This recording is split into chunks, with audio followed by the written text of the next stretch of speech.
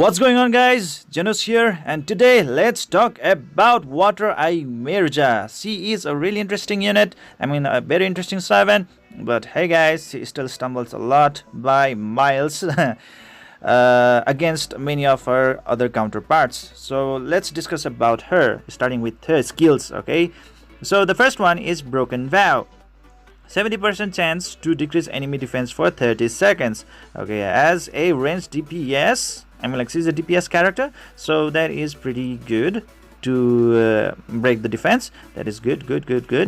And the next one is Banshee. Increases caster's attack for 60 seconds. Cliche, normal, good. The next one is Heartbreaker. Deals 7700% damage upon skill use. Damage is based on attack. Very cliche, very normal attack, and good as well. Okay, not really that unique, good.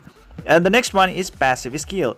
Enemies with defense reduction receive an additional 50% crit damage upon attack. Okay, so if you are really good at inflicting the defense reduction debuff, which is right over here with our first skill, 70% chance to decrease enemy defense for 30 seconds. If you are actually successful with inflicting this debuff, then her passive skill will be in effect, which will allow her to deal more additional damage. But for that one, you also need to crit in the first place. Okay, so pretty okay. In the long run, she can actually deal a lot of damage. Prevents all allies from receiving debuffs from the dungeon boss Heed.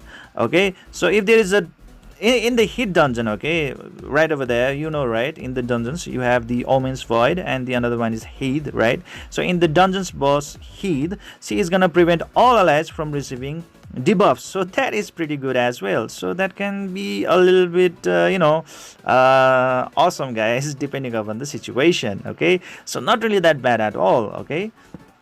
And the last one is the team passive. As she is a DPS servant, attack of all enemies all elements allies increased by 45% at PvP. So she is trying to excel in the PvP.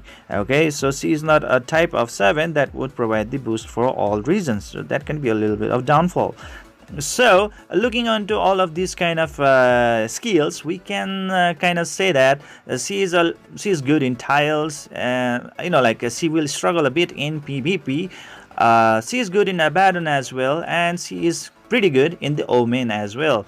In the Haid dungeon, she can actually do a little bit better, right? And overall, she's a little bit, a struggling servant. Okay, compared to any other servants out there. There are so many other outperforming servants who can put her into these shady shadows. Okay, so that can be a problem. Sorry, guys, about this one. And let's go into the build. Okay, so how to build her. Okay, so right over here, as you have to build her as a DPS unit. So right away you have to go with the Beast and the Blade, or HAVOC plus Blade. If you really have good runes, good gears, that would really provide you a good amount of crit proc, okay, or let's say critical hit chance. Okay, it should be above 90%. If it's about 90% to 100% crit rate chance, then you can go with the HAVOC and Blade, and she can deal a lot of damage. But if you are beginner, please stick with the Beast plus Blade. Okay, Beast plus Blade is the way to go. Okay. Anyways, let's look into this one right away like this. So let's go into the Beast build, and in the gloves, obviously, as a matter of fact, weapon, shirt, and the pants, they already have the flat boost, the flat primary stat, so you really don't need to worry about them. When it comes to gloves, please, guys, go with the speed stat. Okay, speed is the super stat in this game. Whether it be any kind or any class of servant, go with the speed boost right away. You can also go with the attack percentage, but you will have a little bit difficulty in the PvP modes. Okay, that can be a problem. And the next one is the helmet.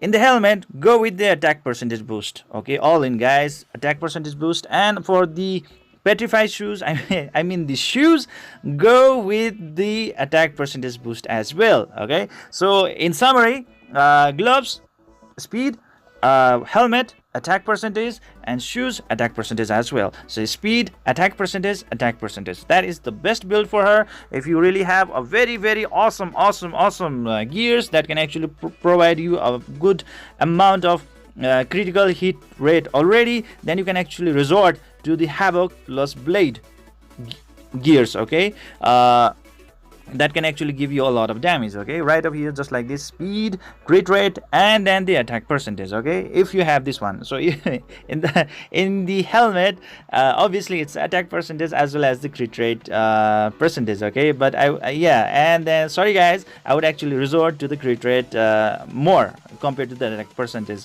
because you really need to have a lot of crit rate so that you can have a very high chance of dealing the critical damage to the opponents. So this is it for today, guys. I hope you enjoyed this video. Please don't forget to hit that like and subscribe to my channel to keep on enjoying the contents like this in your future, that I will be uploading the videos in the near future, right?